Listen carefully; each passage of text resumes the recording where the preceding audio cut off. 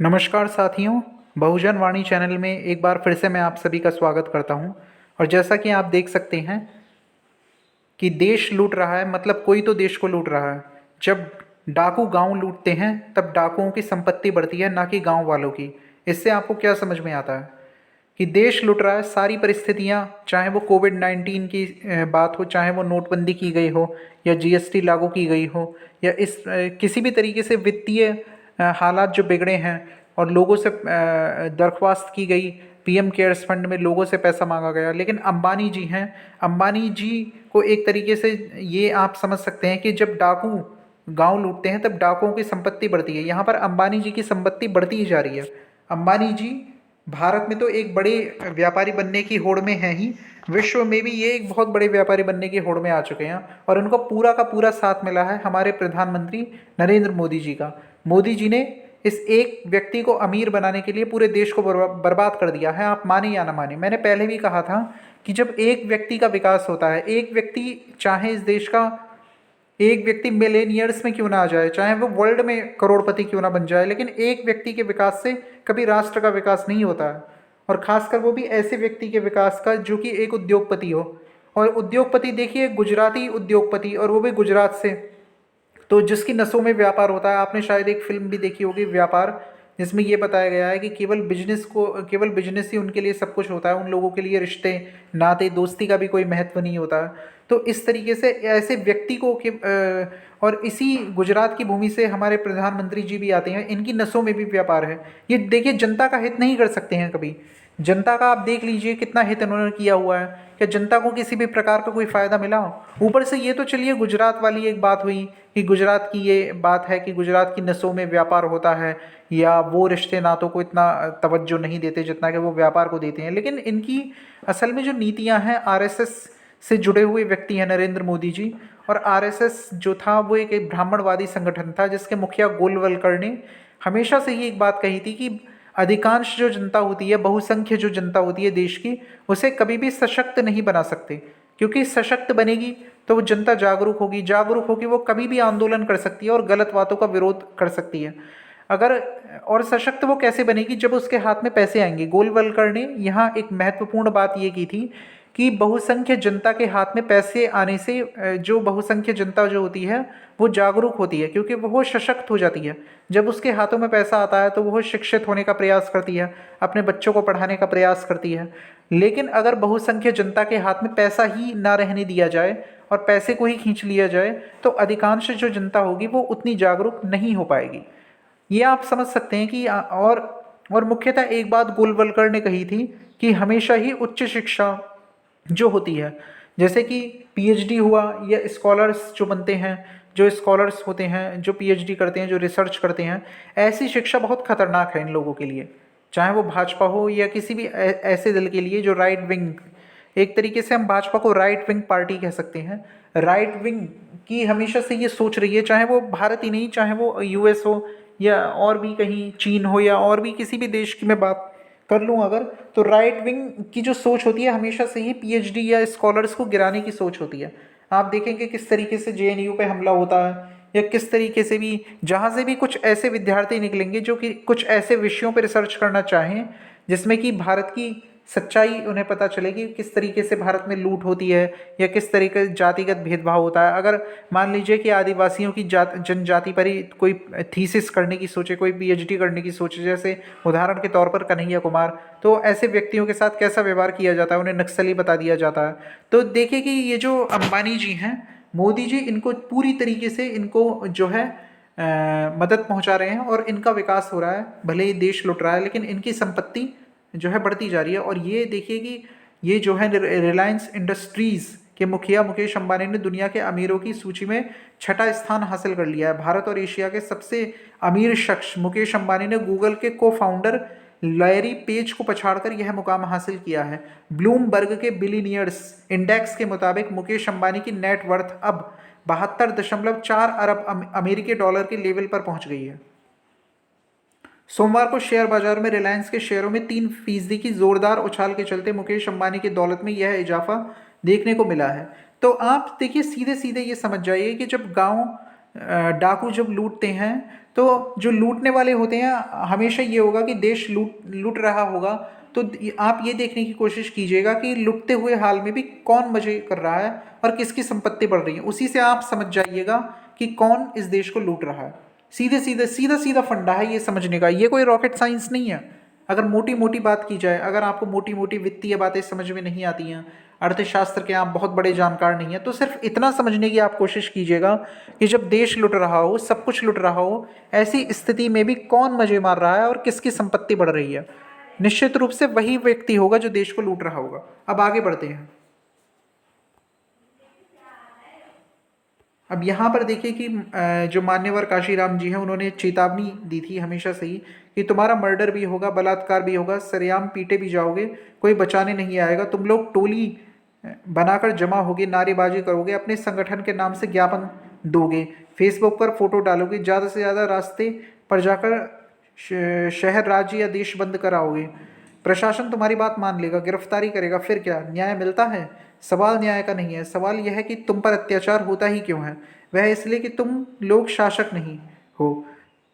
चुनाव में यही तुम्हारे जाति वाले संगठन कांग्रेस, भाजपा जैसी पार्टी में बिक जाते हैं, अपना कैरियर बना लेते हैं और तुम लोग उनको अपना नेता मानकर मार खाते रहते हो। देखिए, आपको अपनी समस्याओं के मूल में जाना होगा, समस्याओं के मूल में जाना होगा।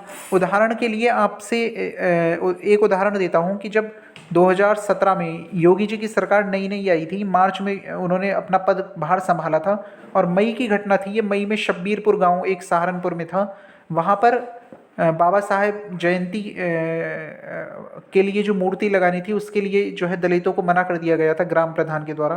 फिर उसके बाद क्या हुआ था, एक महाराणा प्रताप जी की जयंती की यात्रा वहाँ से गुजारनी थी, जिसकी अनुमति प्रशासन ने नहीं दी थी, फिर भी वो उस गांव से गुजारी गई और उसका दलितों ने विरोध किया। तो इसके एवज में दलितों के दूसरे गाँवों से राजपूतों की टोलियों को बुलाकर दलितों के गाँव जलाए गए। अब कुछ लोग यहाँ पर ये कहेंगे कि दलितों को बदला लेना चाहिए, जैसा उन्होंने किया वैसा। इससे समस्याओं का समाधान नहीं होगा। अगर आप पलटकर हमला करते हैं तो आपको जेल में ठूंसा जाएगा, आपको नक्सली, आतंकवादी बता दिया जाएगा। इससे समस्याओं का हल नहीं होगा। ये बात तो आपको 3 महीने पहले सोचनी थी कि योगी जी सत्ता में कैसे आ गए और आपने जमकर वोट दिए।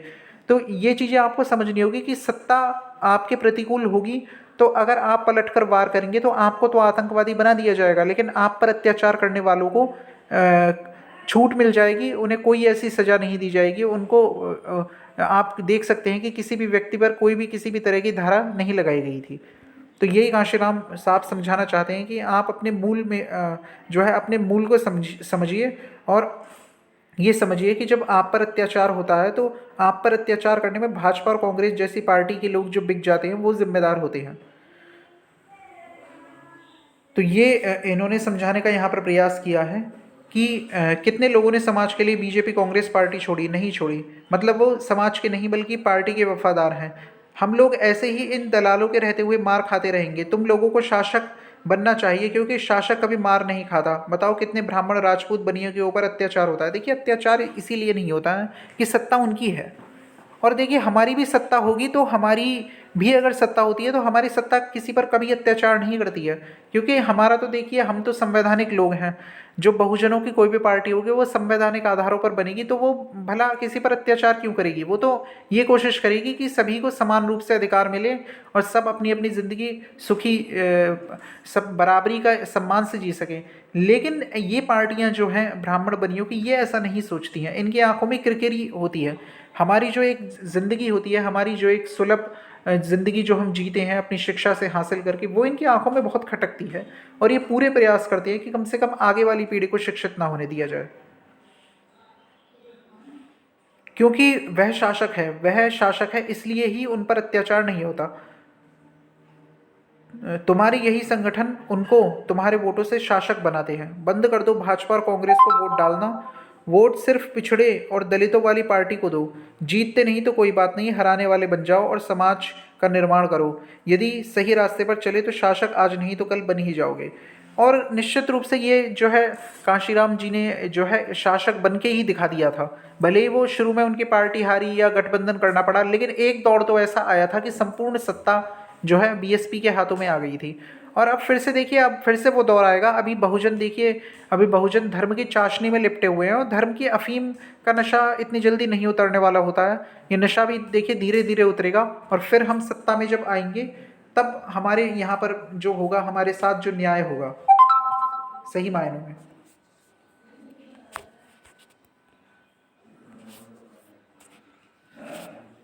अब देखते हैं कि प्रधानमंत्री नरेंद्र मोदी जी ने जो अपनी डिग्रियों के सिलसिले में, अमित शाह गृह मंत्री जी थे, उन्होंने नरेंद्र मोदी जी की डिग्रियां दिखाई थी कि एंटायर पॉलिटिकल साइंस में नरेंद्र मोदी जी ने डिग्रियां ली हैं। तो इस पर भी ज़रा देख लेते हैं कि ये एक एक व्यंग है ये प्रधानमंत्री जी पर। इसको देख लेते हैं कि किस प्रकार से ये व्यंग किया गया है। आप सबके सामने प्रधानमंत्री जी की बीए की और एमए की दोनों डिग्रियां सार्वजनिक करना चाहता हूं। आप बार बार बार बार बोले जा रहे हैं झूठ का। कितना पढ़े हैं आप? वैसे तो मैंने 17 साल की आयु में घर छोड़ दिया। स्कूली शिक्षा के बाद में निकल गया। वो तब से लेकर के आज तक मैं भटक रहा हूँ नई चीजें पाने के लिए। सिर्फ स्कूल तक पढ़े, मतलब प्राइमरी स्कूल तक, हाई स्कूल तक छोड़ के चला गया था एट द एज ऑफ 7।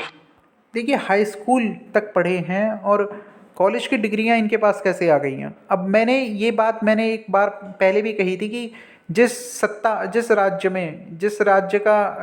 की जनता अजागरूक या अज्ञानी होती है, उस राज्य का राजा जो होता है वो अपनी असफलता या अपने झूठ को भी भुना लेता है। ये सीधे सीधे एक तरीके से झूठ बोला कि मेरे पास एंटायर पॉलिटिकल साइंस की डिग्री, और वो डिग्री भी जो है दिखा दी गई कहीं से ला करके। अब पता नहीं कैसे वो डिग्री लाई गई। अब डिग्रियां तो देखिए भारत में आपको पता ही है किस तरह से मिलती हैं, लेकिन प्रधानमंत्री जी मोदी भी इस प्रक्रिया में शामिल हो जाएंगे, इस तरह डिग्री लेने की प्रक्रिया में। इसकी जो है मुझे कतई उम्मीद नहीं थी, क्योंकि प्रधानमंत्री एक बड़े ओहदे पर बैठा हुआ व्यक्ति होता है। वो इस तरह की हरकत करता है जब, तो निश्चित रूप से जो देश के दूसरे जो नागरिक हैं या दूसरे विद्यार्थियों ने एक तरीके से प्रधानमंत्री जी से जो है प्रेरणा मिलती है कि वो भी इसी तरह से डिग्री हासिल करें। तो प्रधानमंत्री जैसे व्यक्ति का इस तरीके से डिग्री हासिल करना निश्चित रूप से जो है एक गलत मैसेज देगा। अगर आप समझते हैं मेरी बात सही है या गलत, तो आप जो है कमेंट में राय दीजिएगा कि अगर प्रधानमंत्री ही ऐसे डिग्री लेने लगेंगे तो फिर जो स्टूडेंट होंगे वो क्यों ना ऐसी डिग्री खरीदेंगे। आप खुद सोचिए इस बात को और खुद समझ के मुझे बताइए कि क्या ऐसा नहीं होगा। मेरी कोई पढ़ाई वढ़ाई नहीं हुई दोस्तों, आपको शायद आश्चर्य होगा जान करके। तो मैं अब यहाँ पर प्रधानमंत्री जी साफ कह रहे हैं कि मेरी कोई पढ़ाई नहीं हुई है, फिर भी एंटायर पॉलिटिकल साइंस की डिग्री उनके पास है।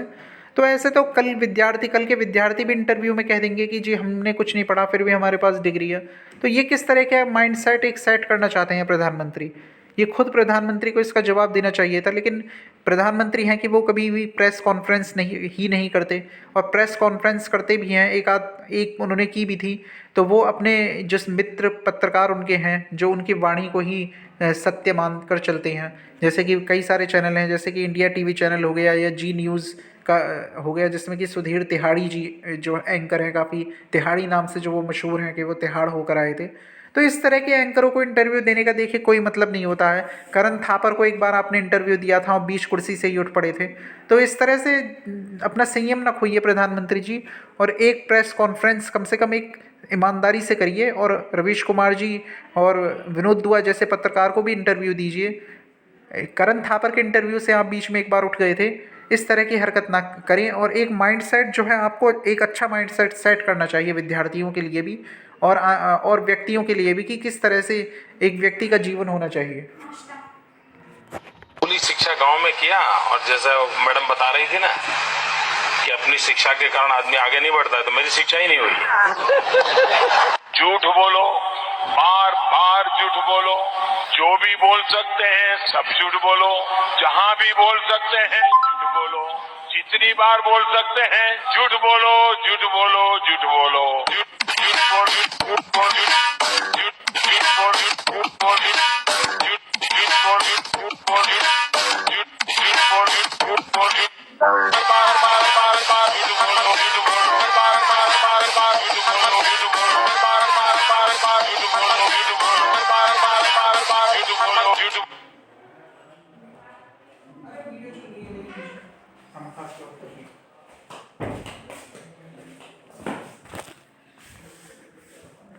तो देखा आपने जिस तरीके से प्रधानमंत्री नरेंद्र मोदी जी झूठ बोलते हैं और एंटायर पॉलिटिकल साइंस की डिग्री इनके पास।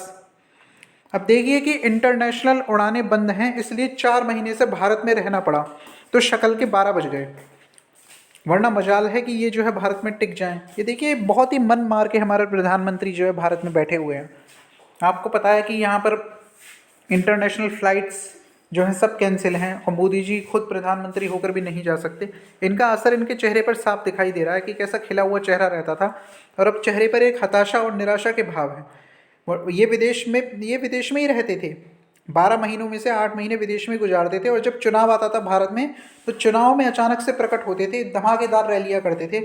एक तरीके से सुपर रैम्बो की पदवी इनको मिल गई थी कि किसी पार्टी का अगर कोई सुपरमैन या रैम्बो है तो वो हमारे प्रधानमंत्री जी हुआ करते थे। लेकिन अब देखिए कि किस तरीके से ये जो है बैठे हुए हैं और विदेश नहीं जा पा रहे हैं।